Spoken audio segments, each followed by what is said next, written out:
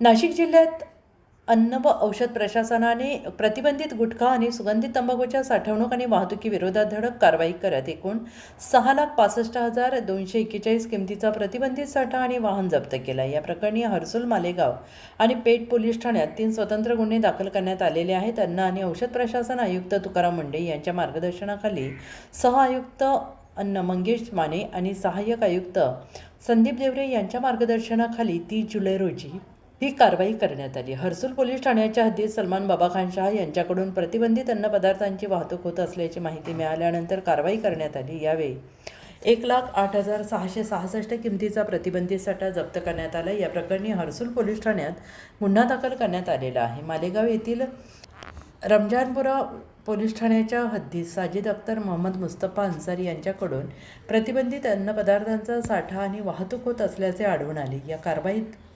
2,01,800 रुपये किमतीचा प्रतिबंधित साठा आणि 3 लाख रुपये किमतीचे वाहन असा एकूण 5,01,800 किमतीचा मुद्देमाल जप्त करण्यात आला. तर पेठ पोलीस ठाण्याच्या हद्दीत योगेश नंदलाल सोनजे याच्याकडून प्रतिबंधित अन्नपदार्थाची वाहतूक होत असल्याची माहिती मिळाल्यानंतर कारवाई करण्यात आली. यामध्ये 54,775 किमतीचा प्रतिबंधित साठा जप्त करण्यात आला.